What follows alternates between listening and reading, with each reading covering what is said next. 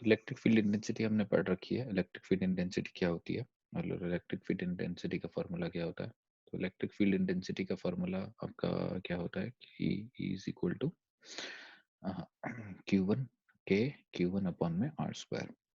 So what is this electric field intensity? Electric field intensity is the field intensity of at any given point or experienced by a a test charge due to this Q1 charge. अब हम देखते हैं कि हमने point charge अगर हम point charge लेते हैं तो पॉइंट चार्ज के बेसिस पे electric field intensity test charge पे क्या होती है वो हम ऑलरेडी पढ़ चुके हैं।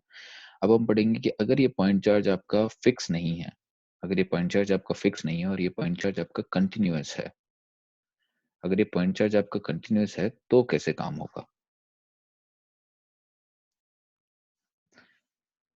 ओके, तो ये कंटिन्यूअस अगर है तो कैसे काम हो सकता है, ये चीज को अभी हम पढ़ेंगे।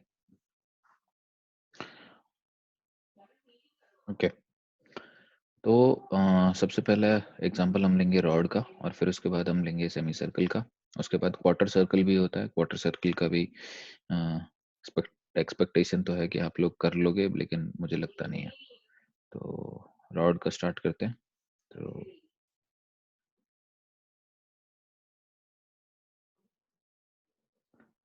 ये आपका रॉड है और ये रॉड में आपके पास प्लस चार्ज डिस्ट्रीब्यूटेड है, डिस्ट्रीब्यूटेड चार्ज है ये पूरा।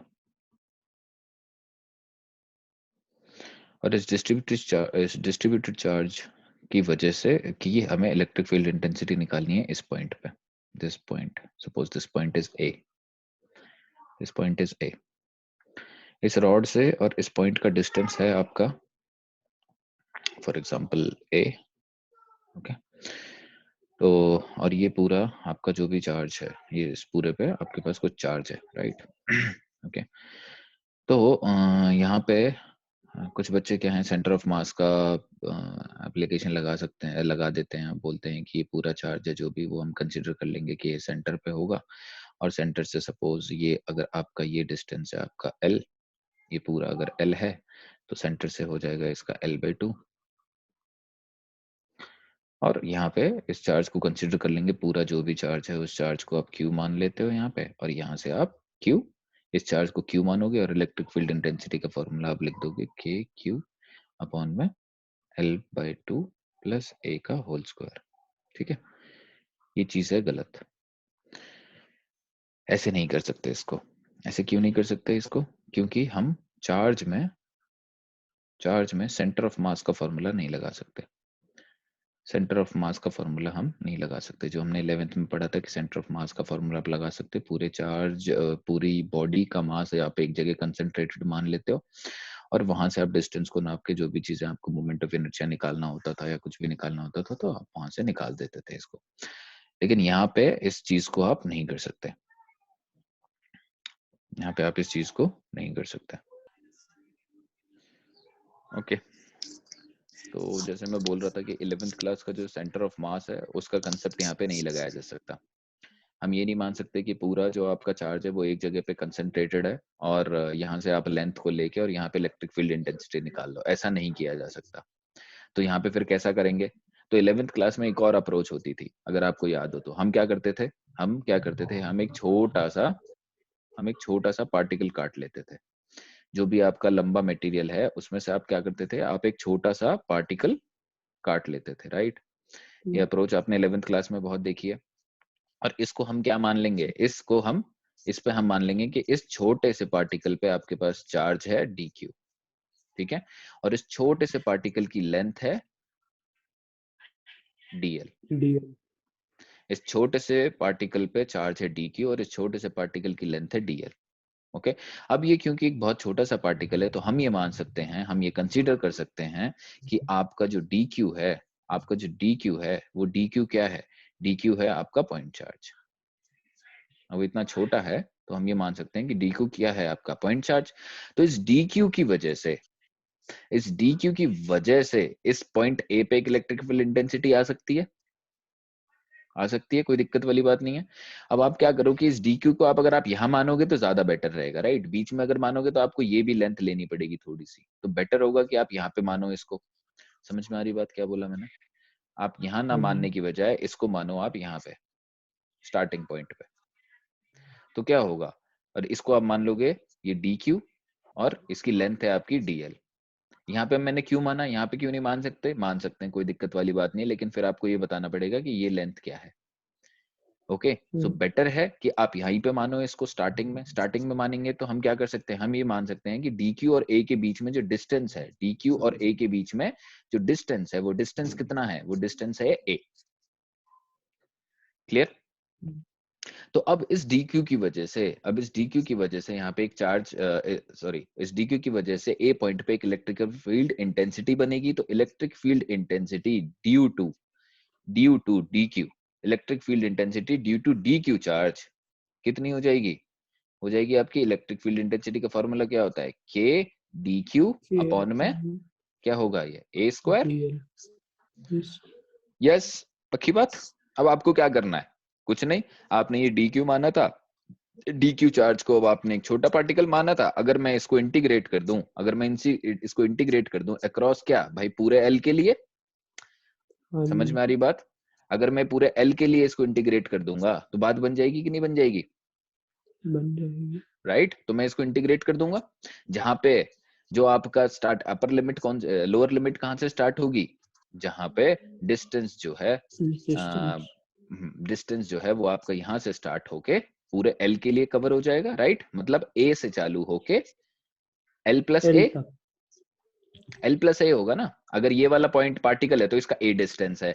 अगर यही पॉइंट चार्ज मैं यहाँ पे लूंगा, फॉर एग्जाम्पल यही पॉइंट चार्ज मैं यहाँ पे लेता हूं, ये डी क्यू है और ये भी ये डीएल लेंथ का है, तो इस पॉइंट चार्ज और इस ए पॉइंट के बीच में डिस्टेंस कितना है? एल प्लस ए। राइट, राइट, तो आप इंटीग्रेट कहां से कहां तक करोगे भाई? ये वाला जो फंक्शन है, ये जो इलेक्ट्रिक फील्ड इंटेंसिटी है, वो आपको when when this is when the distance varies from A to L plus A, समझ में आ रही बात? When the distance varies from A to L plus A, पक्की बात है? अब यहां पे देखो, क्या मैं इसको अब वेरी क्या कर रहा है भाई? वेरी क्या कर रही है चीज? लेंथ। राइट, लेंथ वेरी कर रही है। अब लेंथ अगर वेरी कर रही है तो मैं चार्ज को कैसे इंटीग्रेट कर दूं भाई? यहाँ पे डी क्यू नहीं, यहाँ पे मुझे क्या चाहिए? डीएल चाहिए ना कहीं, तभी तो मैं इंटीग्रेट कर सकता हूँ, अदरवाइज मैं इंटीग्रेट नहीं कर सकता। भाई लिमिट देखो, आप देखो यहाँ पे कंसेप्ट पकड़ो, लिमिट किसकी है? लिमिट किसकी है? लेंथ की, हाँ कि नहीं? अगर आपकी लेंथ की लिमिट है, मतलब इसको आपको किससे इंटीग्रेट करना पड़ेगा? मतलब वेरिएशन किसके हिसाब से है? लेंथ के हिसाब से वेरिएशन है, पक्की बात। अगर लेंथ के हिसाब से वेरिएशन है, मतलब मुझे इसको इंटीग्रेट करना पड़ेगा with respect to DL. Right, otherwise integration possible ही नहीं है। लेंथ के हिसाब से चार्ज को कैसे इंटीग्रेट कर दूंगा मैं? Right, I can't do that. तो इसका क्या फिक्स है? इसका फिक्स ये है कि आपको किसी तरीके से इस फंक्शन में डीएल लाना है, मतलब डी क्यू को रिप्लेस करके क्या लाना है? डीएल लेके आना है। ओके, अब देखो कैसे होगा ये काम। अब ये डीएल कैसे आएगा? ये पूरे ऑब्जेक्ट पे, इस पूरे ऑब्जेक्ट पे हम चार्ज मान लेते हैं। इस पूरे ऑब्जेक्ट पे सपोज कोई चार्ज है हमारे पास Q। ओके, और इस पूरे ऑब्जेक्ट की लेंथ कितनी है? L। ओके, इस पूरे ऑब्जेक्ट पे चार्ज है Q और इस पूरे ऑब्जेक्ट की लेंथ है L। तो अगर मैं बोलूं आपको कि चार्ज डेंसिटी क्या है इसकी, तो क्या होगी? Q अपॉन L हो जाएगी कि नहीं हो जाएगी? और इस चार्ज डेंसिटी को मैं मान लेता हूं फॉर एग्जांपल लैम्डा। ये चार्ज डेंसिटी तो फिक्स होगी ना? अरे ये समझ में आ रहा है? चार्ज डेंसिटी तो फिक्स होगी ना। चार्ज डेंसिटी का मतलब क्या है कि आपने ओवरऑल ले लिया और उसको लेंथ से डिवाइड कर दिया, तो चार्ज डेंसिटी तो फिक्स क्वांटिटी है भाई। रेस्पेक्टिव एरिया में कितने लोग रह रहे हैं उससे कोई फर्क नहीं पड़ता। एग्जांपल देता हूं, जैसे हरियाणा की पॉपुलेशन डेंसिटी क्या है, तो आप क्या करोगे? Total population divided by area of Haryana. Yes, अब वो आपको ये थोड़ी बताता है कि भाई पलवल में कितने लोग रह रहे हैं, या फिर फरीदाबाद में कितने लोग रह रहे हैं, या फिर कोई नूह में कितने लोग रह रहे हैं, या होडल में कितने लोग रह रहे हैं। ये थोड़ी बता रहा है। वो क्या बता रहा है? वो ये बता रहा है कि हरियाणा की पॉपुलेशन कितनी है और उसके हिसाब से हर एक बंदे के पास कितनी जमीन आनी चाहिए। That is density. राइट, तो वो डेंसिटी हमेशा फिक्स होती है। ओके, ये डेंसिटी हरियाणा की वो एक नंबर फिक्स रहेगा, राइट? अब एक्चुअल में कितने, किसके पास कितना आ रहा है उससे कोई फर्क नहीं पड़ता उसको। तो अगर मैं ये चार्ज डेंसिटी को लेता हूं और यहाँ पे मैं क्या करता हूं कि अगर यही चार्ज डेंसिटी मैं छोटे एरिया के लिए भी लूं तो चार्ज डेंसिटी तो सेम ही रहने वाली है भाई, dq अपॉन dl। मैं छोटे क्वांटिटी के लिए ले लिया अब इस लेंथ के हिसाब से, तो चार्ज डेंसिटी तो यही रहेगी। अगर मैं dq को सॉरी q को dq मान लूं और l को मैं dl मान लूं तो चार्ज डेंसिटी थोड़ी बदल जाएगी। आ रही बात समझ में? तो चार्ज डेंसिटी तो वही रहने वाली है। ओके, तो क्या करेंगे हम यहाँ पे, तो क्या होगा, अब मैं क्या कर सकता हूँ, dq is equal to lambda dl लिख सकते हैं कि नहीं लिख सकते? हेलो, ओके, इसको लिख देंगे तो dq is equal to lambda dl हो जाएगा। तो इलेक्ट्रिक फील्ड इंटेंसिटी का फॉर्मूला क्या है हमारे पास, इंटीग्रेशन a से लेके l प्लस a तक dq अपॉन में a स्क्वायर, राइट? और अब हम क्या कर सकते हैं, dq को हम क्या लिख सकते हैं, लैम्डा dl, राइट? तो dq को हम लैम्डा dl से रिप्लेस कर दें यहाँ पे, तो इंटीग्रेशन a से लेके sorry l plus a dq को हम रिप्लेस करेंगे लैम्डा dl से, dl अपॉन में a स्क्वायर। पक्की बात? और यहाँ पे क्या हो जाएगा, लैम्डा बाहर आ जाएगा और इंटीग्रेशन हो गया आपका a का l plus a 1 upon a square का dl के। a भी तो लेंथ ही है ना भाई, a क्या लेंथ है ना आपकी, a अगर लेंथ है तो इसका इंटीग्रेशन हो सकता है कि नहीं हो सकता? अब इसका इंटीग्रेशन क्या होगा बताओ, 1 अपॉन एक्स स्क्वायर का इंटीग्रेशन क्या होता है with respect to x? Hello, कोई है? साहिल, हाँ भैया, हाँ भैया, है। इंटीग्रेशन क्या है 1 अपॉन एक्स स्क्वायर का?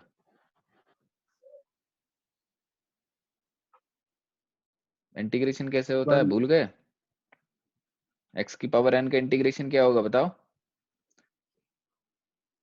1 होता है। 1 होगा सुवर्चा?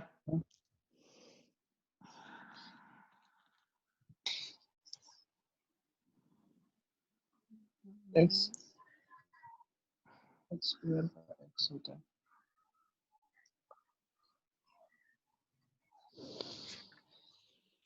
गॉड, क्या होता है इसका इंटीग्रेशन, डिफरेंशिएशन क्या होता है x की पावर n का?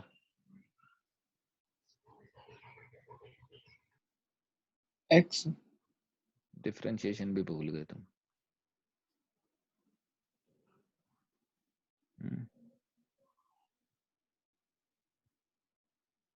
तो ये x की पावर n का इंटीग्रेशन क्या होगा, x की पावर n का इंटीग्रेशन होता है 1 अपॉन n x की power n plus 1 sorry upon में n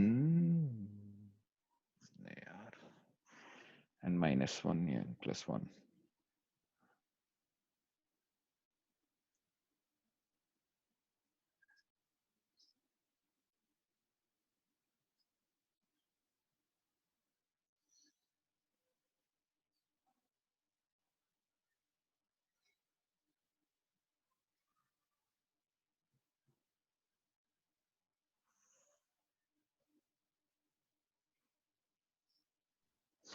one upon x square का मतलब होगा x की power -2, right?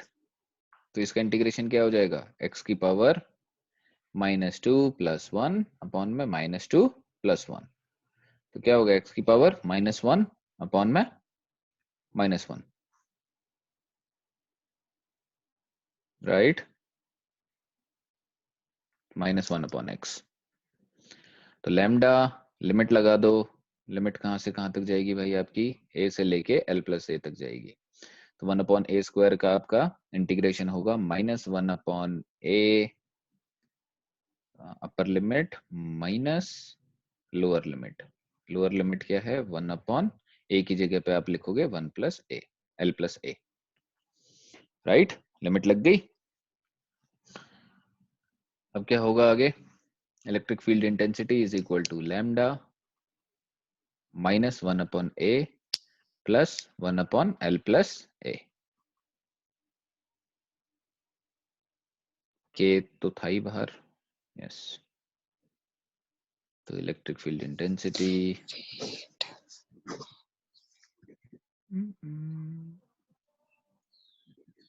Yes, electric field intensity is K lambda. इसको क्या करो आप ऐसे लिख लो, वैसे माइनस 1 अपॉन ए, लैम्डा की वैल्यू डालेंगे। लैम्डा की वैल्यू क्या होती है, चार्ज अपॉन में लेंथ। तो electric field intensity is equal to K Q upon में L, 1 upon L plus A minus 1 upon A. तो ये हो जाएगी आपकी, ठीक है, रॉड की वजह से। हाँ जी। समझ में आई बात? तो आपने करना क्या है, स्टेप नोट डाउन करो। स्टेप क्या है इसके, सबसे पहला आपने करना क्या है, सबसे पहला आपने स्टेप वन है आपका, आपको निकालनी है चार्ज डेंसिटी। ओके, सबसे पहला काम आपका चार्ज डेंसिटी निकालनी है। चार्ज डेंसिटी कितनी क्या होती है, चार्ज डेंसिटी होती है आपकी टोटल चार्ज अपॉन में लेंथ। ओके, ये आपका हो गया स्टेप वन। फिर आपके पास स्टेप टू क्या है, स्टेप टू है आपके पास, आपने डी क्यू चार्ज को लेना है। ठीक है, D Q at starting, starting में आप डी क्यू ले लो। ठीक है, फिर उसके बाद थर्ड स्टेप क्या है आपका, स्टेप थ्री है कि आपको उसको इंटीग्रेट करना है। ठीक है, जब आप इंटीग्रेट करोगे, अब आपको इंटीग्रेट करना है, इंटीग्रेट करना है तो यहाँ पे आपको ध्यान देना है कि वेरी क्या कर रहा है, integrate with respect to quantity, quantity which is changing, quantity which is changing. Okay, यहाँ पे आपका स्टेप थ्री है। तो स्टेप थ्री ये बहुत क्रिटिकल है। ओके, यहाँ पे आप समझोगे तो बात बन जाएगी। देखो वापस एक और करके देखते हैं, जो आपको सेमी सर्कुलर है उसको देखेंगे तो वहां पे आपको समझ में आ जाएगा कि कैसे आपको ये चेंज देखना है। ठीक है, सेमी सर्कुलर क्या होगा, फॉर एग्जांपल ये है आपका सेमी सर्कुलर रिंग। ओके, इस पूरी रिंग पे आपके पास चार्ज है, इस पूरी रिंग में आपके पास चार्ज है, और इस पॉइंट ए ओ पॉइंट पे आपको इलेक्ट्रिक फील्ड इंटेंसिटी निकालनी है because of all these charge. Okay, because of all these charge, ये करना है आपको।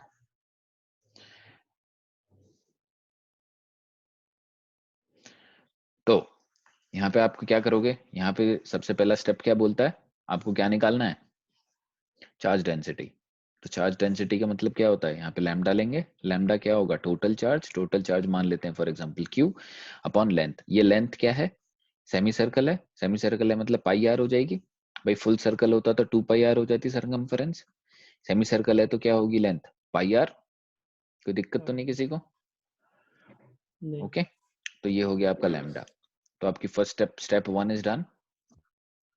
नाउ स्टेप टू क्या बोलता है कि मुझे एक डी क्यू चार्ज लेना है। तो डी क्यू चार्ज ले लेते हैं, फॉर एग्जांपल मैं डी क्यू चार्ज लेता हूं आपका, कहां से कहां तक लेंगे डी क्यू चार्ज बताओ, यहाँ पे ले लेते हैं। ठीक है, एक छोटा सा यहाँ पे एक चार्ज लेते हैं डी क्यू। ठीक है, ये डी क्यू चार्ज लेंगे और ये डीएल लेंथ का होगा, डी क्यू चार्ज होगा डीएल लेंथ का। देखो सर्कल में थोड़ा सा एक और बड़ी दूसरी पिक्चर सामने आएगी, और वो पिक्चर क्या होती है आपके पास, यहाँ पे एक थीटा भी बनेगा ये, राइट। और ये थीटा क्या होगा, डी क्यू थीटा, थोड़ा सा थीटा है भाई। ये पूरा थीटा कितना होगा, पूरा थीटा कितना है 180। तो एक छोटा सा थीटा, ये एक छोटा सा थीटा बनेगा जब आप चार्ज डी क्यू लेते हो, पक्की बात है। तो डी क्यू एक छोटा सा थीटा बन जाएगा। ठीक है, और इस आर्क लेंथ, ये आर्क लेंथ कितनी है डीएल, ये आर्क लेंथ कितनी है, इस आर्क लेंथ पे चार्ज कितना है डी क्यू। कोई दिक्कत तो नहीं है किसी को, इस आर्क पे, इस आर्क की लेंथ कितनी है डीएल, इस डीएल वाले लेंथ पे चार्ज कितना है डी क्यू। ओके, और ये एक सेंटर की तरफ एक थीटा सस्पेंड करेगा, और उस थीटा का नाम, तो उस थीटा का नाम है आपके पास D Q, D theta, sorry not D Q D theta, इस थीटा का नाम है डी थीटा। पक्की बात? ओके। अब जब हम यहाँ पे इलेक्ट्रिक फील्ड इंटेंसिटी निकालेंगे, कौन से पॉइंट पे निकालनी है हमें? इस ई वाले पॉइंट पे इलेक्ट्रिक फील्ड इंटेंसिटी निकालनी है। इस ओ पॉइंट और इस डीएल वाले पॉइंट, मतलब इस पॉइंट और इस पॉइंट के बीच में डिस्टेंस आर रेडियस है भाई। ओके, रेडियस कितनी है इसकी? आर रेडियस मान लेते हैं। अगर मैं ये डी क्यू यहाँ लेता, देखो यहाँ पे एक चीज पकड़नी है आपको, अगर मैं ये डी क्यू यहाँ पे लेता तो इसकी इसका डिस्टेंस कितना होता? आर ही होता ना। अगर मैं यहाँ पे लेता तो भी इसका डिस्टेंस क्या होता? आर ही होता। अगर मैं यहाँ पे लेता तो भी इसका डिस्टेंस क्या होता? आर ही होता। मतलब ये आर फिक्स्ड, आर तो फिक्स्ड है, आर तो फिक्स्ड है। तो ये जो चार्ज है, ये चार्ज वेरी कर रहा है। किसकी भी है, किसकी वजह से वेरी कर रहा है? क्या आर की वजह से वेरी कर रहा है? कोई बताना चाहेगा? ये जो चार्ज है मेरा, ये चार्ज किसकी वजह से वेरी कर रहा है? आर की वजह से वेरी कर रहा है या फिर किसी और की वजह से वेरी कर रहा है? थीटा की वजह से। यस, थीटा की वजह से वेरी करेगा। क्यों? क्योंकि जब आप इसको देखो, इस पॉइंट को आप यहां से स्टार्ट कर रहे हो, यहाँ पे लेते हो आप, तो क्या हो जाएगा? ये आर्क बन गई डीएल, ये डीएल ये बढ़ गया ना लेंथ, तो मतलब बढ़ा क्या? मतलब थीटा बढ़ा। फिर यहाँ पे अगर आप देते हो तो क्या बढ़ा? थीटा। फिर यहाँ पे अगर आपने बढ़ाया तो क्या बढ़ा? Theta theta theta. जब ये थीटा, जब ये थीटा आपका 0 से लेके थीटा 180 डिग्री तक आ जाएगा, यही तो वेरिएशन है थीटा की। समझ में आ रही बात? थीटा 0 से लेके 180 तक बढ़ रहा है। 0 पे आपने मान लिया एक डीक्यू चार्ज था, उसके पास डीएल आर्क थी और डी थीटा सस्पेंड करता है। मतलब आपका जो थीटा है वो थीटा चार्ज को वेरी करवा रहा है कि नहीं करवा रहा? भाई आपको यही चीज पकड़नी है कि who is creating the variation, which quantity is creating variation in charge। आ रही है बात समझ में? चार्ज में वेरिएशन कौन लेके आ रहा है? यहाँ पे कौन लेके आ रहा है? थीटा अगर मैं बढ़ाऊंगा तो चार्ज बढ़ेगा कि नहीं बढ़ेगा? समझ में आ रही बात? यहाँ इससे पहले जब हमने रॉड का एग्जांपल लिया चार्ज था, क्यों बढ़ेगा फिर से बताना, क्यों बढ़ेगा थीटा बढ़ाने से? एक चीज बताओ, जब आपने यहाँ पे रॉड ली थी, जब रॉड में रॉड को पे चार्ज कौन वेरी कर रहा था? अगर मैं इतनी रॉड लेता हूं तो चार्ज कितना है? 1 2 3 4।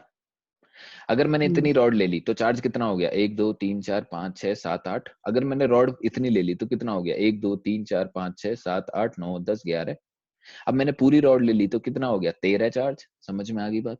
तो चार्ज वेरी कौन करवा रहा है चार्ज को वेरी? वेरी मतलब चार्ज किसकी वजह से बदल रहा है? लेंथ की वजह से बदल रहा है कि नहीं? लेंथ। अब जब हम इस इक्वेशन से हटके यहाँ पे आते हैं, जहाँ पे ये वाली लेंथ, यहाँ जब यहाँ पे ये है, अगर मैंने इतना एरिया लिया तो चार्ज कितना है मेरा? 2। अगर मैंने इतना एरिया ले लिया तो मेरा चार्ज कितना है? 1 2 3 4 5। अगर मैंने इतना ले लिया तो चार्ज कितना है?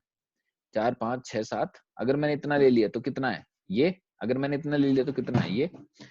समझ में आ गई बात? तो मतलब थीटा को मैं बढ़ाऊंगा इस पॉइंट के हिसाब से। देखो इस पॉइंट के हिसाब से अगर मैं थीटा को बढ़ाऊंगा ओ पे खड़े होके जब आप अपनी नजर यहाँ से लेके यहाँ तक घुमाओगे तो आपको सब दिख जाएगा। मतलब पूरा चार्ज अगर आपको देखना है तो आपने अपने नजर को 0 डिग्री से लेके 180 डिग्री तक घुमाना है। हाँ या ना? हाँ जी। तो चार्ज किसकी वजह से बढ़ रहा है या चार्ज किसकी वजह से वेरी हो रहा है? थीटा की वजह से वेरी हो रहा है। थीटा। ओके, तो यही चीज पकड़नी है, चार्ज को वेरी कौन कर रहा है? जिस पॉइंट पे आपको निकालना है उस पॉइंट पे खड़े होके आपने ये सोचना है कि चार्ज वेरी किसकी वजह से होगा। क्या इस पॉइंट और इस पॉइंट के डिस्टेंस की वजह से वेरी होगा? भाई यहाँ पे भी डिस्टेंस कितना है? आर। यहाँ पे भी डिस्टेंस कितना है? आर। यहाँ पे भी डिस्टेंस कितना है? आर। यहाँ पे भी डिस्टेंस कितना है? आर। यहाँ पे भी डिस्टेंस कितना है? आर। यहाँ पे भी डिस्टेंस कितना है? आर। तो आर तो फिक्स है। समझ में आ रही बात? तो आर तो वेरिएशन कुछ ला नहीं रहा। तो वेरिएशन चार्ज में मतलब चार्ज बढ़ और घट किसकी वजह से रहा है? थीटा की वजह से। अगर थीटा में बढ़ा दूंगा तो चार्ज बढ़ जाएगा, थीटा घटा दूंगा तो चार्ज घट जाएगा। पक्की बात? ओके। तो अब अगर मुझे ओ पॉइंट पे इलेक्ट्रिक फील्ड इंटेंसिटी निकालनी है डी क्यू चार्ज की वजह से, तो क्या कैसे निकलेगी? Electric field intensity is equal to K D Q upon में, बताओ, आर स्क्वायर। राइट, आर ही तो डिस्टेंस है इन दोनों पॉइंट के बीच में, तो आर स्क्वायर हो जाएगा। पक्की बात? लेकिन इलेक्ट्रिक फील्ड इंटेंसिटी मतलब ये चार्ज को बढ़ाएगा कौन? अगर मुझे पूरी इलेक्ट्रिक फील्ड इंटेंसिटी निकालनी है तो चार्ज में वेरिएशन लाएगा कौन? जब आपका थीटा 0 से लेके थीटा आपका 180 डिग्री तक जाएगा, मतलब पाई तक जाएगा, हाँ या ना? हाँ जी। पक्की बात? अरे हाँ हम्म, या ना? हाँ पक्की जी। बात?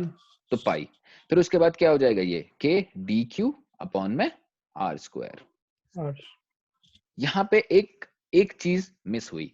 क्या चीज मिस हुई? देखो, जब आपका चार्ज यहाँ पहुंचा, जब ये डी क्यू यहाँ पे होगा, तो क्या करेगा, ये पॉइंट चार्ज को रिपेल करेगा और इलेक्ट्रिक फील्ड इंटेंसिटी की डायरेक्शन क्या होगी, ये वाली।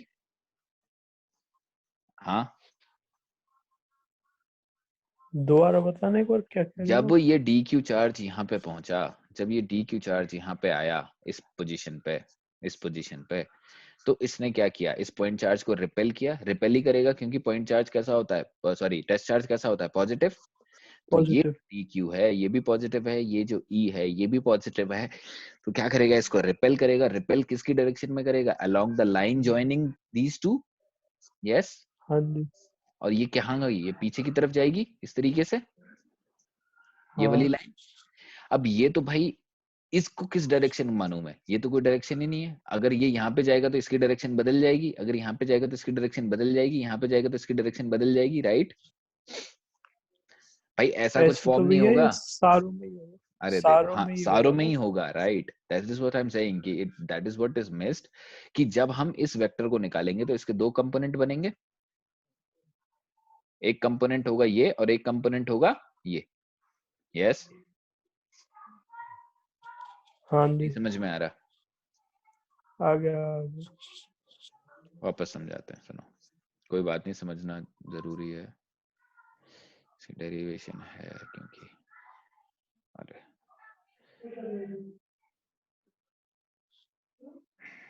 देखो, जब यहाँ पे मैं ओ पॉइंट लेता हूँ, ठीक है, ये पूरे पे चार्ज था।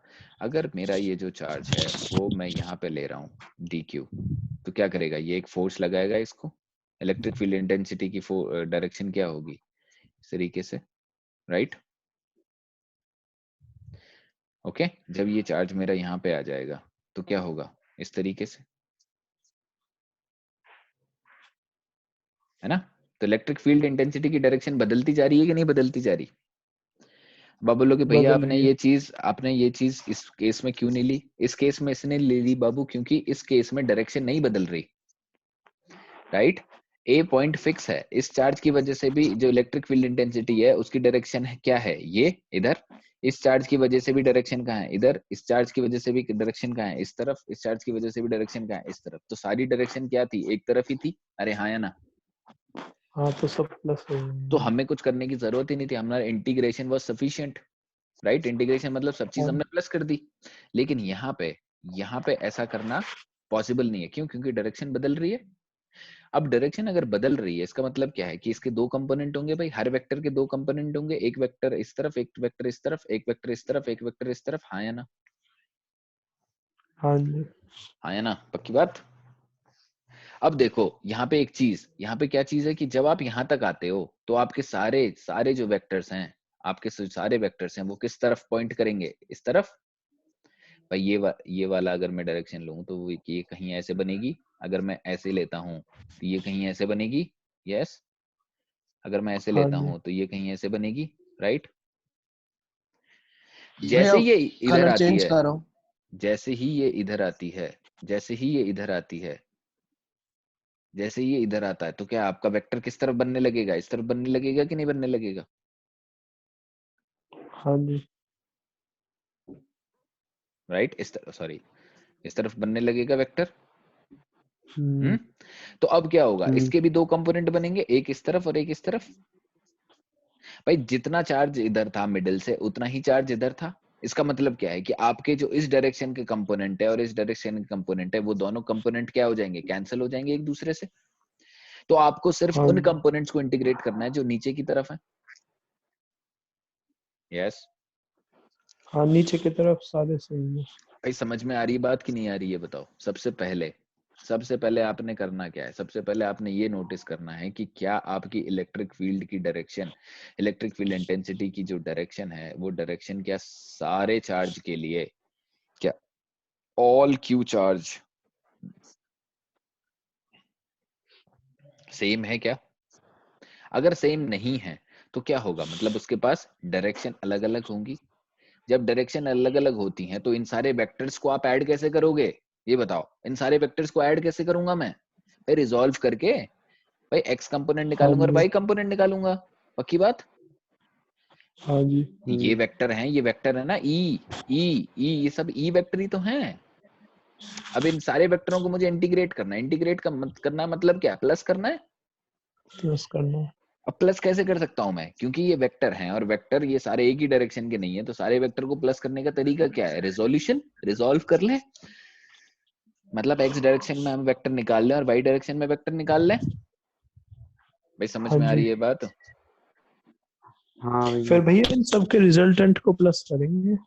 ये हाँ, तो सारे एक्स एक्स एक्स वालों को प्लस करेंगे और वाई वालों को प्लस करेंगे। मतलब आपका जो E vector in next direction आप निकालोगे और ई वेक्टर इन वाई डायरेक्शन आप निकालोगे। फिर लास्ट में जो आपका ई नेट होगा, वो ई नेट कैसे निकालोगे आप बताओ।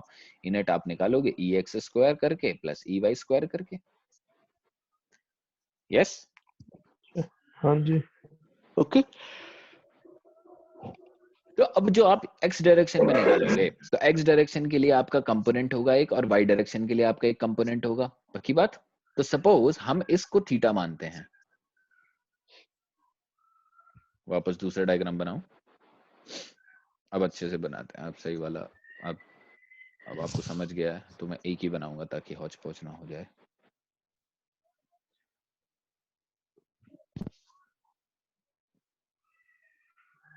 ओके, ये आपका हो गया O और ये आपका हो गया DQ। ठीक है, ये आपका DQ है, इसको हम मान लेते हैं, इसको मैं मान लेता हूं D थीटा। ठीक है, और ये है आपका DQ। ठीक है, ये DQ चार्ज और इसकी लेंथ है आपकी DL। भाई कोई दिक्कत तो नहीं है। उसकी वजह से एक इलेक्ट्रिक फील्ड इंटेंसिटी बनेगी और इस इलेक्ट्रिक फील्ड इंटेंसिटी को आप इस तरफ से मानोगे ऐसे, और इस इलेक्ट्रिक फील्ड इंटेंसिटी के दो वेक्टर बनेंगे। कौन कौन से वेक्टर बनेंगे, एक वेक्टर बनेगा इस तरफ और एक वेक्टर बनेगा इस तरफ की बात। हाँ जी। सपोज हम इस एंगल को मान लेते हैं थीटा, ये वाला एंगल थीटा हो गया तो ये भी थीटा हो गया, considering D theta is very small, right. D theta बहुत छोटा है। मीटिंग एंड हो जाएगी तो इसी को ज्वाइन कर लेना वापस। ये डी थीटा बहुत छोटा है, डी थीटा बहुत छोटा है, तो ये थीटा और ये थीटा बराबर हैं दोनों। पक्की बात। जब हाँ ये जी। थीटा बराबर है तो ये वाला कंपोनेंट कौन सा हो गया, थीटा के अलोंग वाला कंपोनेंट कौन सा होता है, एक्स। अरे कौन सा होता है, कॉस या वाई, कॉस या sine, cos theta. Cos. Right. तो ये कॉस कंपोनेंट हो गया इसका, और ये कौन सा कंपोनेंट हो गया, साइन कंपोनेंट हो गया, हाँ या ना।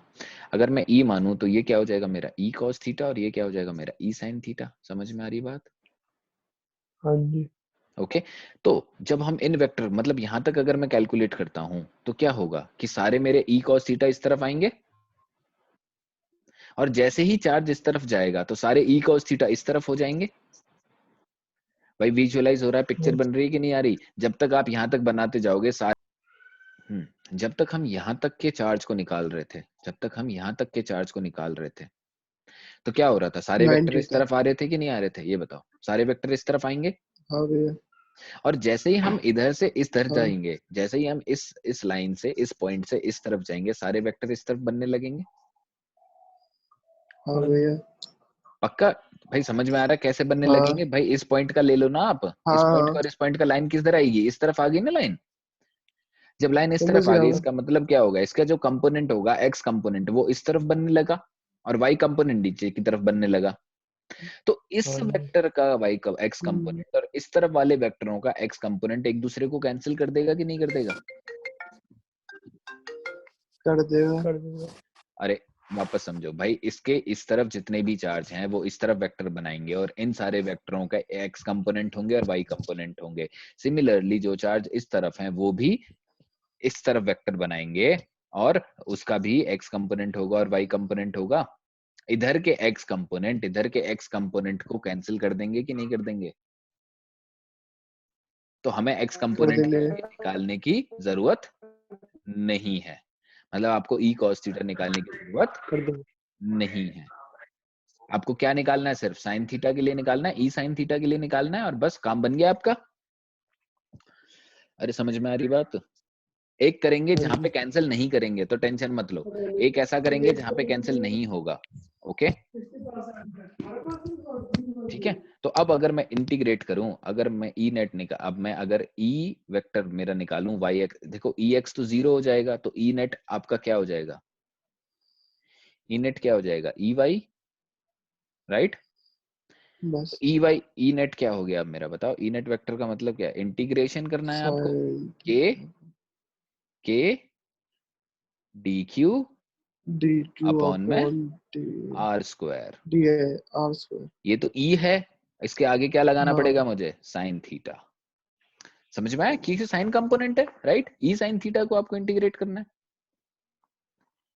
अरे हाँ या ना भाई, आपको ई वाई क्या है बताओ, ई वाई क्या है, E Y E sine theta ही तो है। तो ई नेट आप क्या करोगे, integration of E Y, integration of E Y मतलब क्या है, K D Q R square sine theta, पक्की बात। और ये आपका थीटा कहां से कहां वेरी हो रहा है बताओ, थीटा आपका 0 से लेके पाई तक वेरी हो रहा है, 180।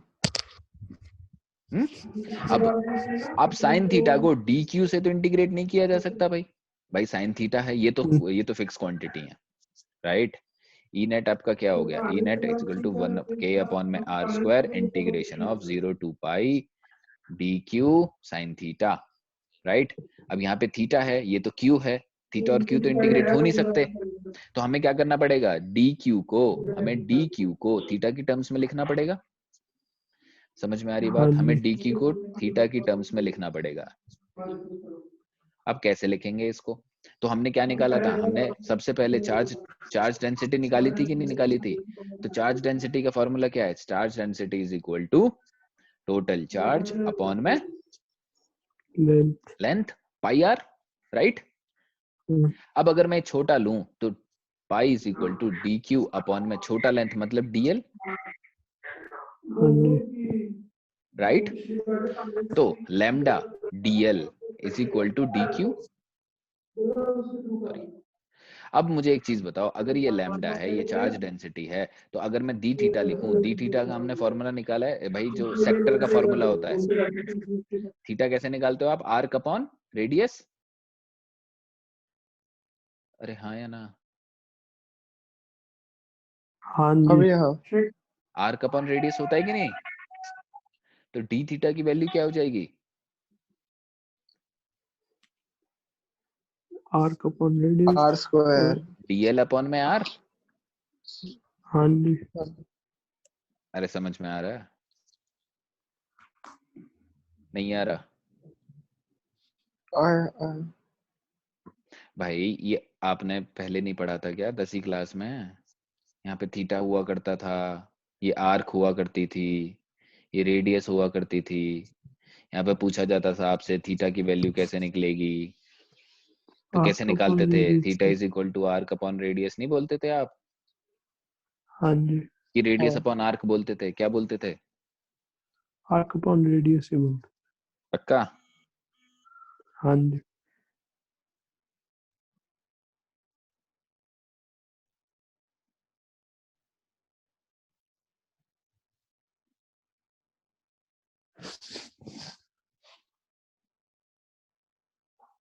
हेलो। हाँ हो गया। एक मिनट रुको, ठीक है। तो आर्क अपॉन रेडियस बोलते थे इसको, राइट।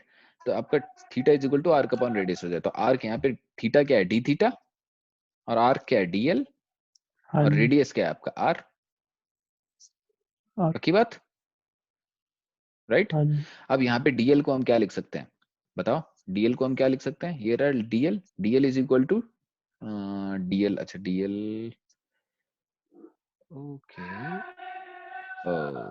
ओके, तो यहाँ पे D theta is equal to DL upon में R, yes yes, so let's replace dl over here first, तो क्या हो जाएगा, lambda is equal to D Q upon में डीएल, डीएल की जगह पे आप लिख सकते हो डी क्यू अपॉन में डीएल मतलब D theta, sorry is arc, that is dl arc upon radius, that is r, right? तो dl को आप लिख सकते हो d theta into r, right? तो आप लैम्डा को लिख सकते हो lambda d theta into r is equal to dq, right? तो dq को क्या लिखा जा सकता है? लैम्डा r d theta, ठीक है? अब इस वैल्यू को आप क्या करोगे? इस वैल्यू को आप यहाँ पे पुट करोगे, सॉरी यहाँ पे पुट करोगे dq की जगह पे, ठीक है? तो पुट कर दो वैल्यू को, क्या हो जाएगा? ई नेट की वैल्यू क्या है? ई नेट की वैल्यू हो गई आपकी integration of 0 to pi, sorry हाँ, integration of 0 to pi K D Q की वैल्यू है लैम्डा और डी थीटा अपॉन में R square sine theta.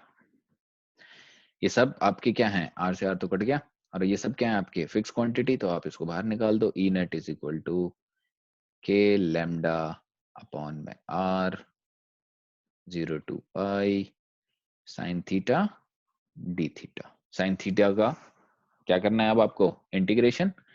Integration क्या होगा? E net K lambda upon में आर, साइन थीटा का इंटीग्रेशन होता है कॉस थीटा।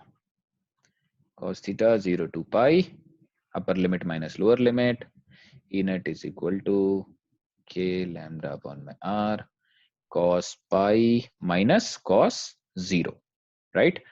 कॉस 180 की वैल्यू कितनी होती है? अरे कॉस 180 की वैल्यू भाई -1, यस -1 माइनस कॉस 0 की वैल्यू 0 नहीं 1, 1 राइट? यहां से शुरू होता ना कॉस, तो 1 होती है इसकी वैल्यू। तो क्या हो जाएगा ई नेट की वैल्यू? ई नेट हो गया आपका के लैम्डा अपॉन में आर -2, राइट? तो ई नेट हो गया -2 के लैम्डा अपॉन में आर। हमारी बात समझ में? ठीक है, और लैम्डा की वैल्यू डाल दो यहाँ पे। लैम्डा की वैल्यू क्या हो जाएगी बताओ? लैम्डा की वैल्यू हो जाएगी क्यू अपॉन में pi R, right? Q pi R. अगर आपको और आगे सॉल्व करना है तो आप इसको कर सकते हो -2 के अपॉन में आर, लैम्डा की वैल्यू डालो तो क्या हो जाएगा? क्यू अपॉन में पाई आर। तो क्या होगा? -2 के क्यू अपॉन में pi are square E net, ये हो जाएगा आपका। ओके, ठीक है? तो आप लोग अभी आप लोगों ने क्या करना है? आप लोगों ने दोनों डेरिवेशनों को ध्यान से पढ़ना है, ध्यान से देखना है और इसको समझना है कि क्या है ये डेरिवेशन, ठीक है?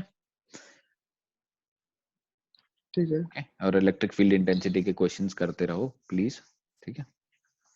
पॉइंट चार्ज से रिलेटेड। चलो बाय।